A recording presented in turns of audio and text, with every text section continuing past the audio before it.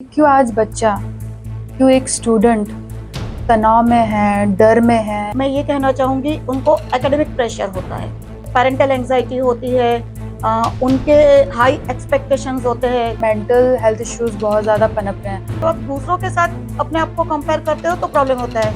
अगर मैं आपसे कहूँ कि आपके घर में बैठा हुआ बच्चा तनाव में है, अकेला महसूस कर रहा है, तो क्या आप यकीन करेंगे? क्यों आज हंसते खेलते घरों में अकेलापन पल रहा है? आज इन्हीं सवालों के पीछे छुपी ही जानकारी शेयर करेंगी। हमारे साथ हैं आज के मीडिया नेटवर्क न्यूज स्टूडियो में डॉक्टर अल्पा मंदावत, एजुकेशनिस्ट, साथ ही आप डायरेक्टर हैं कलरव special school for specially abled children. Ma'am, आपका बहुत बहुत स्वागत करती हूँ के मीडिया नेटवर्क में। नमस्ते बीना जी। मैम, मेरा पहला सवाल आपसे ये है कि क्यों आज बच्चा, क्यों एक स्टूडेंट तनाव में है, डर में है, अकेलेपन की भावना उसके दिल में घर कर गई है? इसकी असली जड़ क्या है? देखिए, जब तनाव की हम बात करते हैं ना, तो सबसे पहले मैं जनरल आपको बताना चाहूँगी कि जो भी ग्लोबल रिसर्च हुए हैं और APA मतलब अमेरिकन साइकोलॉजिकल एसोसिएशन जो है, उनका भी जो रिसर्च डेटा है, तो उसके अकॉर्डिंग अगर हम देखें तो स्ट्रेस के जो भी रीज़न है, कॉजेज है मेन, तो उसमें सबसे पहले आता है फाइनेंशियल इनसिक्योर, मतलब फाइनेंशियल लेवल पे जो भी हमें प्रॉब्लम आते हैं जीवन में, साथ में रिलेशनशिप इश्यूज होते हैं, साथ में जो वर्कलोड के कारण हमारा जो भी हमारे जॉब जहाँ पे हम करते हैं तो वहाँ पे जो हमें एक प्रेशर बनता है, और साथ में हेल्थ इश्यूज जो हमें अराइज होते हैं, तो इन सभी के कारण तनाव होता है, स्ट्रेस क्रिएट होता है। ठीक है, बट यहाँ पे जब आपने बात की है कि हमें बच्चे और स्टूडेंट में अगर तनाव की हम बात करें कि क्यों होता है, तो देखिए, जनरली बच्चे और स्टूडेंट अभी क्या कर रहे होते हैं ना, वो पढ़ रहे होते हैं, मतलब कोई भी स्कूल है या कॉलेज है, उनमें उनका एजुकेशन चल रहा होता है। तो एजुकेशन लेवल पे अगर हम स्ट्रेस की बात करेंगे तो सबसे पहले मैं ये कहना चाहूंगी उनको एकेडमिक प्रेशर होता है। पढ़ाई लिखाई के लिए जो डिग्री हासिल करनी है या इतने मार्क्स लाने हैं, ये लेवल पे मुझे जाना है, और साथ में पेरेंटल एंग्जाइटी होती है, उनके हाई एक्सपेक्टेशंस होते हैं, कंपैरिजन होती है, कॉम्पिटिटिव जो ये वर्ल्ड है उसमें हमें जीत के आना है। तो ये सब जो चीजें हैं वो बच्चों में स्ट्रेस क्रिएट करता है। और मैं ये बताना चाहूंगी कि एजुकेशन को हमने से ना सिर्फ ये समझ लिया है बीना जी, जैसे कि डिग्री हासिल करो, मतलब अचीवमेंट ऑफ डिग्री, उसके बाद अच्छी जॉब मिलनी चाहिए और ताकि हम अच्छा अर्न कर सके।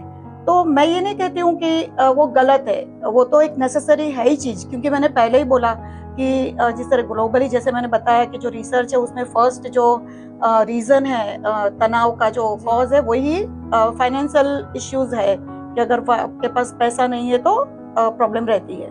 बट एजुकेशन का ट्रू मीनिंग क्या है ना, कि जब आप एक बच्चा जो होता है उसका ओवरऑल डेवलपमेंट होना चाहिए, है ना, बच्चे का सर्वांगी विकास जिसको हम कहते हैं। अब ये सर्वांगी विकास क्या है कि बच्चा जो है वो एथिकल, फिजिकल, मेंटल, हर लेवल से एक पॉजिटिव पर्सनालिटी बन के निखरना चाहिए। क्योंकि जब आप जीवन में आगे बढ़ते हो तो बहुत सारी चीजों में आपने देखा है कि प्रॉब्लम्स आते हैं, हमने देखा है ना कि जीवन का उतार चढ़ाव के साथ लाइफ चलती है, तो उसमें बच्चों में कॉपिंग स्किल का होना बहुत जरूरी होता है, कि जीवन में जो भी ऑब्स्टेकल्स आते हैं, जो भी प्रॉब्लम्स उनको फेस करने पड़ते हैं, तो उनके सामने वो कितना टिक सकते हैं, है ना, कितना रेजिस्ट कर सकते हैं। और उसी के लिए एजुकेशन जो है उसमें जो भी आप दूसरा एजुकेशन दे रहे हो वो तो ठीक है, बट लाइफ स्किल एजुकेशन की बहुत जरूरत होती है। तो मेन रीजन ये है आज के बच्चे में जो ये स्ट्रेस पनपता जा रहा है कि उनको वो एजुकेशन नहीं मिलता है। और मैं ये नहीं कहती हूँ कि हर एक एजुकेशनल इंस्टीट्यूट है उसमें इस तरह से नहीं किया जाता है, अब बहुत सारी अवेयरनेस आ चुकी है, तो स्कूल में, कॉलेजेस में भी वो लोग वो सब्जेक्ट को भी थोड़ा इंट्रोड्यूस करते हैं। इवन दैट स्कूलों में होते हैं, साइकोलॉजिस्ट होते हैं, गाइडेंस एंड काउंसलर भी वो लोग रखते हैं कि बच्चों में कोई प्रॉब्लम होती है तो वो जाके उनको बता सकते हैं। तो मेरा कहने का मतलब पर यह है कि आपने जब अब पूछा है तो कि भाई तनाव के सामने बच्चों में कॉपिंग स्किल नहीं रही है कि उसको कैसे निपटे, जी है ना, तो ये बहुत जरूरी है। और उसमें जैसे मैंने बताया कि पेरेंट्स का भी उतना ही ये है कि भाई वो लोग बच्चों पे बहुत कुछ थोप देते हैं ना कि भाई आपका ये लाइन लेनी ही पड़ेगी, क्योंकि सोशल भी थोड़ा इम्पैक्ट होता है कि भाई अगर कोई बच्चा है उसको आर्ट्स में जाएगा तो कैसा लगेगा, साइंस ही लेना है या कॉमर्स ही लेना है, सीए ही बनना है, डॉक्टर ही बनना है। तो ये सब जो सारी चीजें हैं ना वो बच्चों में तनाव क्रिएट करती है, ऐसा मुझे लगता जी है। हम सोसाइटी को देखते हैं तो आदमी या औरत या कोई भी बड़ा छोटा बुजुर्ग हो वो दिखता नॉर्मल है, पर सबसे ज़्यादा जो इंसान को अंदर से खा रही होती है वो मेंटल हेल्थ इश्यूज बहुत ज़्यादा पनप रहे हैं। और जब हम बच्चों की स्टूडेंट्स की बात करें तो पढ़ाई का दबाव है, फिर आप पीयर प्रेशर ले लीजिए, फिर आप कंपैरिजन ले लीजिए, एक बच्चे का दूसरे बच्चे से या एक स्टूडेंट का दूसरे स्टूडेंट से कंपैरिजन माता पिता का ले लीजिए, तो वो बच्चों के या स्टूडेंट के जो मेंटल हेल्थ है उसके ऊपर कैसे प्रभावित कर रहा है? देखो ऐसे हम नहीं कह सकते ना कि हमें कंपटीशन नहीं करना है, क्योंकि कंपटीशन तो करना पड़ेगा। और कंपैरिजन की जहां बात है तो कंपैरिजन दूसरों के साथ नहीं होनी चाहिए मेरे कहने का, और कंपटीशन भी हमें दूसरों से नहीं करनी है, खुद के साथ होनी चाहिए। जैसे आज मैंने इस लेवल पे सफलता में पा चुकी हूँ तो मुझे उससे ऊपर उठना है ना, तो मेरी कंपटीशन और मेरा कंपैरिजन मैं मेरे साथ करूंगी ना कि मैं आज इस लेवल पे तो उससे आगे जाऊं, उससे आगे जाऊं, तो उसमें आपको तनाव नहीं होता है। जब आप दूसरों के साथ अपने आप को कंपेयर करते हो तो प्रॉब्लम होता है, क्योंकि देखो ऐसा नहीं होता ना कि बहुत सारे दुनिया में इतने सारे लोग हैं तो हम सबके तो साथ अपना तालमेल नहीं सेट कर सकते हैं। और जैसे आपने दूसरी भी बात बोली पहले जो पूछा उसमें कि बच्चों में फियर देखने को मिलता है, डर और अकेलेपन की भावना, तो उसमें भी मैं बताना चाहूंगी कि देखिए फियर का सीधा रिलेशन इनसिक्योरिटीज से है ना। अगर हमारे में असुरक्षितता की भावना होती है तो हमें डर लगता है, फियर लगता है। तो असुरक्षा किससे है? होता है ना कि आज के जमाने में आप देखो कि हमें कोई सपोर्ट सिस्टम चाहिए होता है। ऐसा नहीं है कि हम खुद से कुछ कर नहीं सकते, खुद से बहुत कुछ कर सकते हैं, पर अपने पूरा जीवन अगर देखते हैं तो बोलते हैं ना किसी का सपोर्ट हमें मिलता रहता है और वो हमें आगे जाने के लिए मोटिवेट करता है, एनकरेज करता है। सेल्फ मोटिवेटेड भी लोग होते हैं, ऐसा नहीं है, बट थोड़ा सपोर्ट सबको एक दूसरे का चाहिए होता है। तो आज के जमाने में क्या हो गया है ना कि जो पेरेंट्स होते हैं वो दोनों वर्किंग पेरेंट्स होते हैं, न्यूक्लियर फैमिली होता है ना, संयुक्त कुटुंब पहले होते थे, अभी विभक्त कुटुंब हो गए कि लोग अकेले रहते। पहले क्या था ना, एक फैमिली में बहुत सारे लोग रहते थे, दादा दादी होते थे, दूसरे भी फैमिली मेंबर्स होते थे। तो बच्चा या कोई भी जब घर पे आता है तो क्या होता है ना कोई होता है घर में कि जिनसे वो अपनी बातें शेयर कर सकता है। कुछ प्रॉब्लम हुआ है आउटसाइड ऑफ द वर्ल्ड में तो वो इनसाइड ऑफ द अपनी दुनिया में घर में आके वो बताता है, तो उसको कहीं ना कहीं उसके सवालों के जवाब मिल जाते हैं। अभी मैं पेरेंट्स का दोष यहाँ नहीं कहती हूँ, बट क्योंकि उनके लिए भी जरूरी है। आज का जो दौर है उसमें सर्वाइवल होने के लिए वर्किंग पेरेंट्स दोनों है, कमाई करनी है।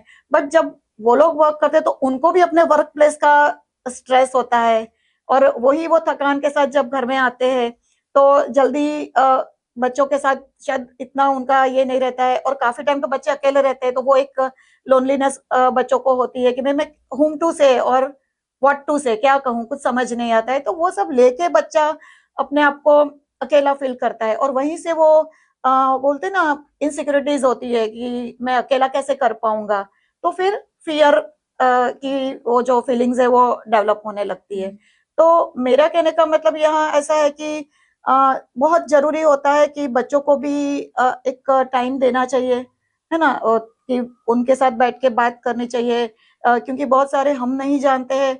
बहुत टाइम तक बच्चे बाहर भी रहते हैं, स्कूल में है, कॉलेज में है, सबसे मिलना जुलना होता है, तो कौन सी जगह पे उनके साथ क्या इवेंट हुई है, क्या कुछ हुआ है कि जो दबा के वो लोग बैठे हैं, जो उनको एक्सप्रेस करना है पर वो कर नहीं पाते हैं।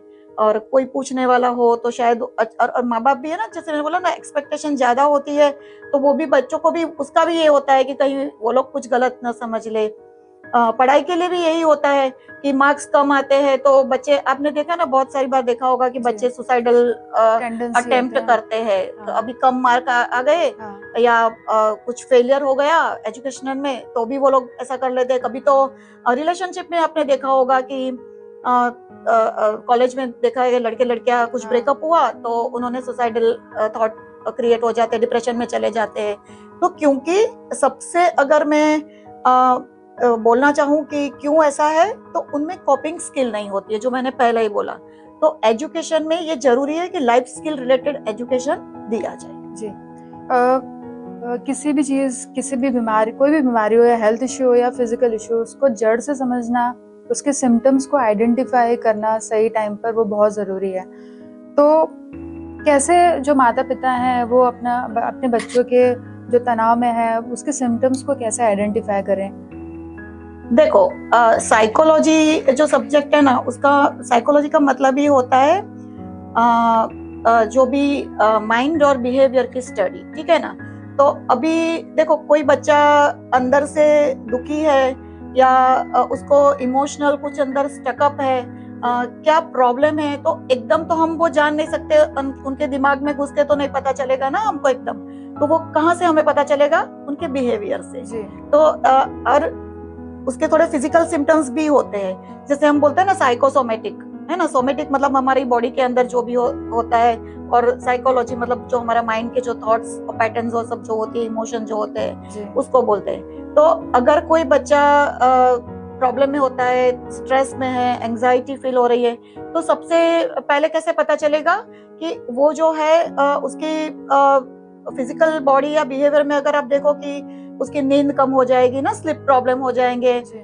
जो उसका नॉर्मल बिहेवियर है तो वो थोड़ा सा बदला हुआ दिखेगा। अगर हम ऑब्जर्व कर पाए तो चिड़चिड़ापन आ जाता है, टेम्पर टेंट्रम करने लगते हैं, ज्यादा एंगर इश्यूज बाहर आने लगते हैं, तो मतलब मूड स्विंग जिसको कहते हैं। उसके अलावा उनकी जो डेली अगर ईटिंग हैबिट अगर आपको पता है, तो पहले जो बच्चा कम खाता था तो वो अचानक ज्यादा खाने लगता है, या तो उसका डाइट बिल्कुल ही छोड़ देता है खाना, कि भूखी नहीं है ऐसा बोल देता है। तो उससे हम जान सकते हैं कि कुछ ना कुछ मेंटल लेवल पे उसको प्रॉब्लम है। इमोशन लेवल पे जनरली मैं बात करूँ तो कि या तो कोई ट्रॉमा में है, या तो कोई उसको डर है, या स्ट्रेस है, वरीज है, कुछ हम समझ सकते हैं, क्योंकि उसका जो बिहेवियर पूरा चेंज हो जाता है। कभी कभी तो होता है ना, बच्चा जब स्कूल में जाता है, बहुत ज्यादा उसको होमवर्क करना पड़ता है, तो वो भी एक उसको दबाव क्रिएट होता है कि बहुत होमवर्क को लेके भी, या कोई सब्जेक्ट पसंद नहीं है उसको, राइट, और वही सब्जेक्ट को उसको पढ़ना पड़ रहा है, तो भी उसका इंटरेस्ट चला जाता है। और फिर आपने देखा होगा कि बच्चा फरियाद करता है, आके कंप्लेन करता है कि मुझे पेट में दुख रहा है, मुझे आज स्कूल नहीं जाना है, या तो मुझे हेडेक हो रहा है। हमने देखा है बच्चे ऐसे कंप्लेन करते हैं कि मैं स्कूल नहीं जाऊंगा, या तो मैं ये नहीं करूंगा। कभी कभी वो अपने आप को आइसोलेट भी कर लेते हैं, घुलना मिलना बंद हो जाता है, लोगों के साथ मिलना कम कर देते हैं। तो बहुत सारी चीजें है, बिहेवियर ऐसे है जिसको देख के हम ये बता सकते हैं कि उसको कुछ प्रॉब्लम है। कोई बच्चा बहुत ही पढ़ाई में होशियार होता है, कोई बच्चा कमजोर होता है, तो जो बच्चा कमजोर है उसके पीछे का रीजन क्या है? मतलब मानसिक कमजोरी होती है या फिर उसके पीछे कोई इमोशनल रीजन भी होता है? देखो, जब कोई बच्चा पढ़ाई में पीछे रहता है ना, लर्निंग उसका या कॉग्निटिव, तो हर टाइम जरूरी नहीं होता है कि हम कोई एक वजह नहीं होती है उसकी। There is not one single कोई उसके पीछे रीजन नहीं होता है, मल्टीपल रीजन होते हैं। बट हाँ, आप ये जान जरूर सकते हो, जैसे मैंने पहले ही बोला कि अगर उसको सब्जेक्ट पसंद नहीं आते हैं तो भी उसका इंटरेस्ट कम हो जाता है पढ़ाई में। होता है ना, कभी बच्चे को ये लाइन पसंद नहीं है, पर माँ बाप का इन्फ्लुएंस होता है कि नहीं यार तुझे यही लेना है, तो वो लेता है, पर फिर उसको उसमें मजा नहीं आती तो इंटरेस्ट कम हो जाता है, तो उसका परफॉर्मेंस में इफेक्ट आती है। उसके अलावा अगर हम बात करें तो एक आईक्यू लेवल होता है बच्चे का, है ना, जिसको हम इंटेलिजेंट कोशेंट कहते हैं। उससे पता चलती है कि इमोशनल प्रॉब्लम है, इक्यू भी लेवल आता है, जिसको भी हम टेस्टिंग करा सकते हैं कि भाई इमोशन जो प्रॉब्लम है उसकी वजह से हो रहा है, जैसे मैंने बताया कि उसको कुछ पसंद नहीं है, या इसकी वजह से कि रियली में उसका बौद्धिक क्षमता कम है, कॉग्निटिव कम है। तो आईक्यू आप लोग जो है वो बच्चों का आईक्यू निकाल सकते हैं 3 साल से लेके 90 इयर्स की एज तक। हम लोग भी अपना आईक्यू चेक करा सकते हैं कि हमारा इंटेलिजेंट लेवल कितना है। और दूसरा मैं ये भी बताना चाहूंगी, जब बात हुई तो बहुत सारे लोगों को ये पता नहीं होती है कि आईक्यू रेंज क्या होती है। तो जैसे नॉर्मल जनरल आईक्यू रेंज होती है वो 90 to 109 के बीच वेरी होते हैं। मान लो मेरा 90 या 100 है, आपका 102 है, तो 109 से जब अबव जाता है आईक्यू तो वो लोग गिफ्टेड चाइल्ड कहलाते हैं, जिसमें असाधारण प्रतिभा है, बोलते हैं ना, बहुत ही इंटेलेक्चुअल। और जब 90 से नीचे जाता है तो फिर उनको कॉग्निटिव इश्यू रहते हैं, उनको पढ़ाई में वो थोड़े से लर्निंग डिसेबिलिटीज, आपने सुना होगा ना, लर्निंग डिसेबिलिटीज होती है जिसको हम स्पेशल चाइल्ड भी बोलते हैं। जब 70 से जाता है तो फिर वो स्पेशल चाइल्ड हो जाता है कि उनको स्पेशल स्कूल की जरूरत पड़ती है। तो ये आप लोग साइकोलॉजिस्ट के पास जाके या जहाँ पे भी या सब टेस्टिंग होते हैं आप टेस्ट करवा सकते हो। और उसके अलावा भी जैसे मैंने बताया कि आप एक एप्टीट्यूड टेस्ट होता है कि बच्चे को किसमें ज्यादा इंटरेस्ट है, तो वही सब्जेक्ट में अगर पढ़ाई करे तो उसको उसमें ज्यादा एक्सेल कर सकता है। और इमोशनल जानने के लिए भी टेस्टिंग बहुत सारे होते हैं जिसको हम प्रोजेक्टिव टेस्ट कहते हैं। उसमें भी बच्चा कभी कभी होता है ना, हमारे अपने अंदर के इमोशन होते हैं, हम एक्सप्रेस नहीं कर पाते हैं कि कैसे, मतलब समझ नहीं पाते हैं, या बहुत कुछ ऐसी कोई उसमें चले जाते हैं कि सामने वाला भी समझ नहीं पाता है। तो उनके लिए भी अलग अलग ऐसे टेस्ट आते हैं जिसको करा के हम ये जान सकते हैं। जी, आजकल हम सबको पता है कि मोबाइल, इंटरनेट है, फिर सोशल मीडिया की दुनिया में हम सब जी रहे हैं, और अब रही गई कसर जो है वो आर्टिफिशियल इंटेलिजेंस ने पूरी कर दिया है। तो आपसे मैं जानना चाहूँगी कि बच्चों के और स्टूडेंट के दिमाग पर ये सब चीज़ें कितना असर डाल रही है? देखो ये जो टॉपिक है ना, उसके बारे में मुझे थोड़ा हंसी इसलिए आई कि हम लोग भी यही काम कर रहे हैं, है ना। अगर आज हम ये पॉडकास्ट कर रहे हैं तो ये ऑब्वियसली हम सोशल मीडिया पे डालेंगे और लोग सोशल मीडिया से ही नॉलेज इसके बारे में जानेंगे। तो आज की जो ये युग है जिसमें इसके बिना गुजारा नहीं है ना। बट जैसे होता है कि every coin has two sides, हर सिक्के की दो बाजू होते हैं, प्रोज एंड कॉन्स हर चीजों के होते हैं, पॉजिटिव नेगेटिव होते हैं। तो इसके भी पॉजिटिव साइड भी है, नेगेटिव साइड भी है, तो हम दोनों को थोड़ा सा देख लेते हैं। जैसे कि पॉजिटिव में आप जानो कि अभी कोरोना आया था तो एजुकेशन कहाँ से सबको मिला था ना, ऑनलाइन एजुकेशन ही चल रहा था, अदरवाइज कैसे पढ़ते। और दूसरी बात ये भी है कि अगर अभी बहुत सारे ऑनलाइन कोर्सेज होते हैं कि किसी और जगह पे, जैसे दिल्ली में कोई कोर्स हो रहा है पर मैं बड़ौदा में बैठ के वो कोर्स ज्वाइन कर सकती हूँ और मैं वो कोर्स कर सकती हूँ, ऐसा नहीं कि मुझे उसके लिए दिल्ली जाना पड़ेगा। तो ये मेरे लिए एक अच्छी बात है, आप कहीं से भी एक्सेस कर सकते हो, आप कहीं पे भी हो, आप एजुकेशन ले सकते हो। दूसरी बात यह है कि बहुत सारे अच्छे ऐप निकले हैं जिसके द्वारा अगर आपको कोई इन्फॉर्मेशन चाहिए, आपको कोई लेटर राइटिंग करना है तो कैसे करना है, तो वो तुरंत आपको बनी बनाई एक राइट अप मिल जाता है। तो ये अच्छी बात भी है, उससे भी बहुत कुछ हम कर सकते हैं। बट देखो, सभी चीज में बोलते हैं ना कि अति सर्वत्र वर्ज्यते, है ना।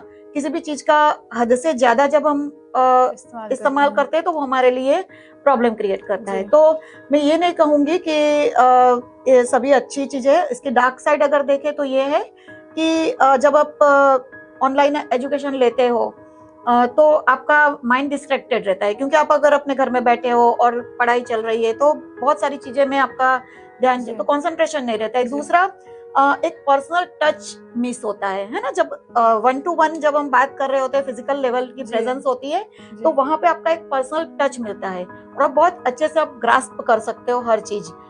दूसरा मैं ये कहना चाहूंगी कि ये सब देखते रहने से, आपको तो पता है उनके कैसे रेज होते हैं जो हमारी आंखों को भी नुकसान करते हैं, तो आई प्रॉब्लम जो होता है वो भी होता है।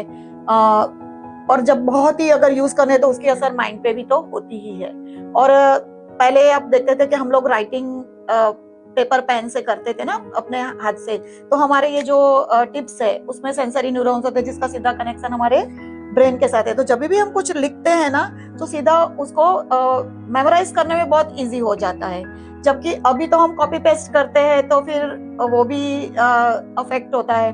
तो हर चीज के प्रोज एंड कॉन्स होते हैं। बट मेरा ये कहना है कि ये भी सोशल मीडिया हो या ऑनलाइन स्टडी हो या मोबाइल हो या लैपटॉप हो, उनका जरूरत नेसेसरी जो यूज है वो होना चाहिए, एक्सेसिव नहीं होना चाहिए। जब हम पहले के ज़माने में जब सब लोग कंबाइन रहते थे, बड़े बुजुर्ग घर में रहते थे, तो ये तनाव नाम का जो हम स्ट्रेस और टेंशन बोल रहे हैं वो नहीं होता था।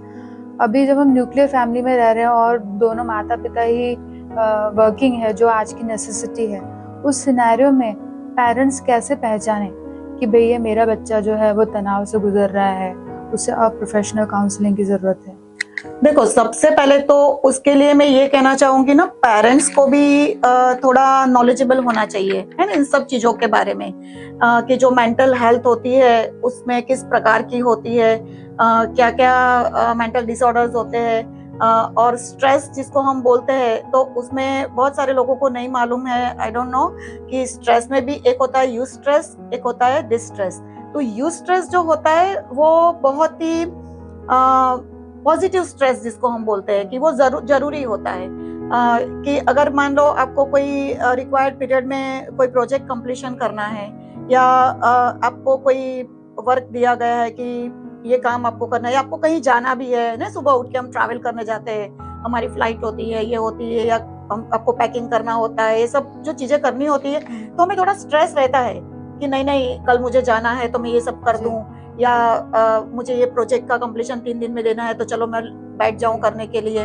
तो कोई भी जब बिग इवेंट होती है या बिग एग्जामिनेशन होता है, तो उसके रिलेटेड जब कोई थोड़ा सा स्ट्रेस होता है, तो उसको कहते हैं यूज स्ट्रेस, और वो नेसेसरी स्ट्रेस होता है। वो तुम्हें वो काम कंप्लीशन करने के लिए मोटिवेट करता है, उसके लिए आप में एक एनर्जी डालता है और आपको उत्साहित करता है, ठीक है। बट वो जो स्ट्रेस होता है वो ऐसा होता है जिसको आप कोप अप कर सकते हो, मतलब आपके वो कहते हैं ना कि आप उसको मैनेज कर सकते हो, है, हैंडल कर सकते हो। बट जो डिस्ट्रेस होता है वो ऐसा स्ट्रेस है कि वो हर एक छोटी छोटी बात को लेके आपको अगर चिंता होने लगती है, स्ट्रेस होने लगती है, वरीज होने लगती है, तो वो बुरा स्ट्रेस माना जाता है, दैट इज अ नेगेटिव।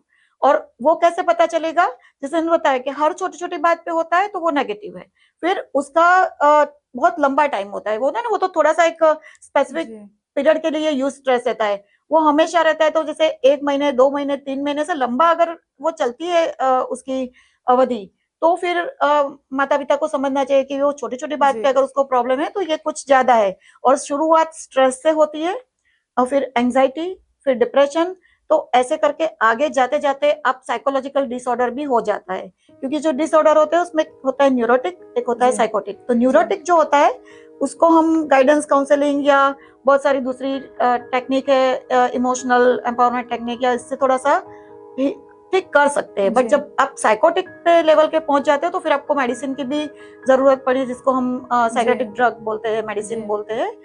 तो माँ बाप को ये समझना चाहिए, जैसे मैंने पहले ही बताया, कि बच्चों का अगर बिहेवियर चेंज होने लगता है, जो मैंने आपको पहले बताया कि बच्चों का भूख कम हो गई है या ज्यादा हो गई है, या स्लीप डिस्टर्ब होती है, या बच्चे कुछ अलग सा बिहेवियर करने लगते, आइसोलेट होने लगते हैं, ये सब सिम्टम्स उनमें दिखने लगते हैं, तो फिर उनको गाइडेंस और काउंसलिंग के पास या डॉक्टर के पास जाना चाहिए।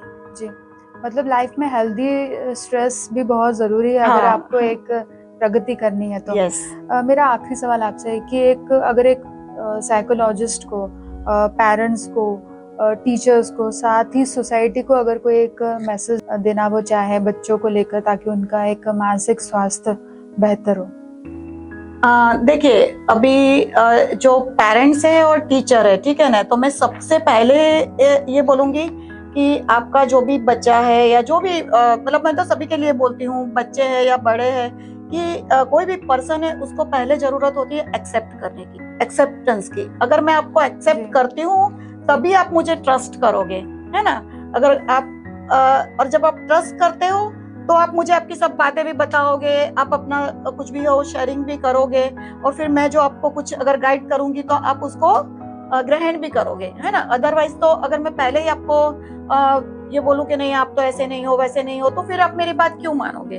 तो सबसे पहले जरूरत है आपका बच्चा या जो भी जैसा है उसको एक्सेप्ट करना, क्योंकि एवरी चाइल्ड इज यूनिक, और चाइल्ड नहीं, मैं तो बोलती हूँ एवरी इंडिविजुअल, हर एक जो व्यक्ति है, एवरी इंडिविजुअल इज यूनिक, सब एकदम डिफरेंट है, उनके सबके जो भी मतलब कैरेक्टरिस्टिक होती है, हमारा जो बिहेवियर होता है, या हमारे जो लाइकिंग डिसलाइकिंग होती है, वो सभी के अलग अलग होते हैं, तो हम सब लोग यूनिक है ना। तो आपको यूनिकनेस को तो एक्सेप्ट करना पड़ेगा।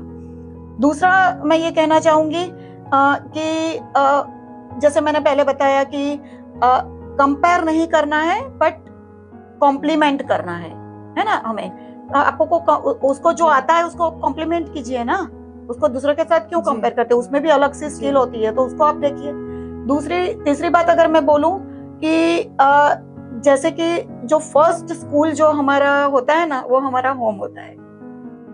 जी। जहाँ हम स्कूल में जाते हैं वो तो अलग है, बट जी। फर्स्ट होम है। तो जो पेरेंट्स होते हैं वो घर में एज अ टीचर होने चाहिए, उनमें थोड़ा वो क्वालिटी भी उनको लानी चाहिए। जी। और जैसे बच्चा स्कूल में जब जाता है या कॉलेज में जब जाता है, वहाँ जो भी टीचर्स होते हैं, प्रोफेसर होते हैं, क्योंकि काफी टाइम तक वो उस जगह पे रहते हैं, 5 घंटा 6 घंटा, तो वो उसके लिए उसका दूसरा घर बन जाता है। तो मेरे कहने का यहाँ पे मतलब है कि 3A बहुत जरूरी होता है, एक्सेप्ट करना, एडजस्ट करना और अडेप्ट करना।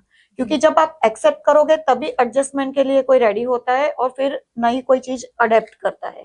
तो पेरेंट्स और टीचर दोनों एक ब्रिज है बच्चे के लिए। एक बाजू पेरेंट्स है घर पे, यहाँ पे टीचर है, तो बच्चे के लिए दोनों इम्पोर्टेंट है। तो इसके लिए ये भी बहुत जरूरी है कि मतलब टाइम टाइम पर पेरेंट्स और टीचर मिले। जैसे स्कूलों में मीटिंग्स होती है, पेरेंट्स मीटिंग्स होती है, तो आना जाना होना चाहिए, एक दूसरे का चीजें पता होनी चाहिए। तो बच्चे के बारे में भी पेरेंट्स को भी पता होनी चाहिए और टीचर को भी पता होनी चाहिए, तभी हम बच्चों को बहुत अच्छे से डेवलप कर पाएंगे। उनके अंदर जो भी स्किल होगी या जो भी वीकनेसेस होगी, तो वीकनेसेस को कर्व करेंगे, प्रॉब्लम बिहेवियर को कर्व करेंगे और उनकी स्किल जो है उसको एनहेंस करेंगे, और तभी हम उनका ओवरऑल डेवलपमेंट कर पाएंगे। और मैंने सबसे पहले जो बोला कि स्ट्रेस के लिए सबसे ज्यादा जरूरी है कि आज का जो एजुकेशन सिस्टम है उसमें बच्चों को लाइफ स्किल रिलेटेड एजुकेशन दिया जाए और उनकी जो कॉपिंग स्किल है उसको डेवलप किया जाए, तभी वो जीवन में हर एक आने वाले ऑब्स्टेकल हो या जो भी दूसरे प्रॉब्लम्स होगा, उनके साथ वो फाइट करने में सक्षम होंगे, उनको वो मतलब डील कर सकेंगे। Thank you so much ma'am. Thank you.